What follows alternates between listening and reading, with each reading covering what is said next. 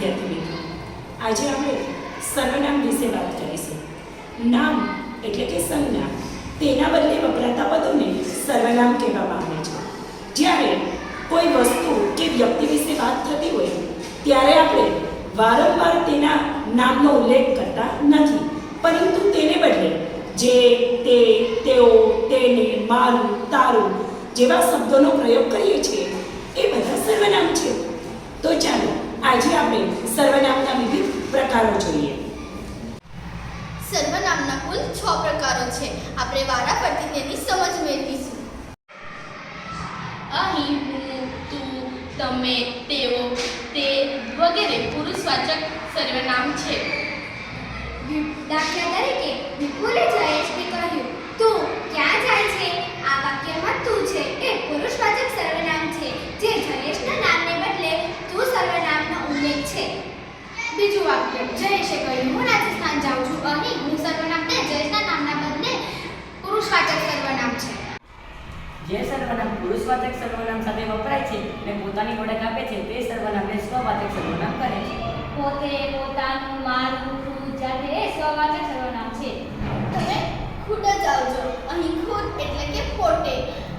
પોતે ખુદ એ સ્વવાચક સર્વનામ છે. સાપેક્ષ એટલે અપેક્ષા સાથે એકબીજાની અપેક્ષાએ વપરાતા સર્વનામને સાપેક્ષ સર્વનામ કહે છે. જે, તે, જેણે, તેણે, જ્યાં, ત્યાં, જેણે, તેણે, જેવું એવું સાપેક્ષ સર્વનામ છે. દાખલા તરીકે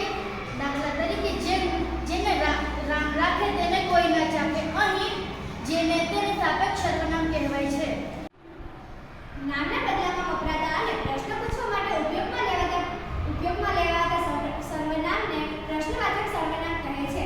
દાખલા તરીકે કોણે યાદ કર્યા તમને? અહીં યાદ કર્યા તેનું નામ નથી, પણ તેના બદલે કોણે છે એટલે તે કોણે તે પ્રશ્નવાચક સર્વનામ થશે. નજીકના કે દૂરના પણ પ્રત્યેક વ્યક્તિ કે વસ્તુ દર્શાવવા માટે વપરાતા સર્વનામને દર્શકવાચક સર્વનામ કહે છે. દાખલા તરીકે આ, પેલો, એ, તે દર્શક સર્વનામ છે. એ રહ્યું ટેકરાવન મારું કરે જૂની વસ્તુ બતાવવા માંગે છે કે એ રહ્યું એ દર્શક સર્વનામ છે. અનિશ્ચિત સર્વનામ એટલે કે જે નિશ્ચિત નથી. દાખલા તરીકે કોઈ, કાંઈ, કશું વગેરે કેટલાક સર્વનામ અનિશ્ચિત સર્વનામ છે. જેમ કે તને કોઈ બોલાવે છે, અહીં બોલાવે છે, પણ કોણ બોલાવે છે તે નક્કી નથી, તેથી કોઈ અનિશ્ચિત સર્વનામ કહેવાય.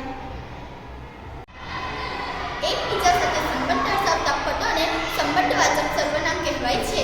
જેમ કે જ્યાં સ્વચ્છતા ત્યાં પ્રભુતા, અહીં ત્યાં અને જ્યાં વચ્ચે સંબંધ જોવા મળે છે, એટલે કે અહીંયા સંબંધવાચક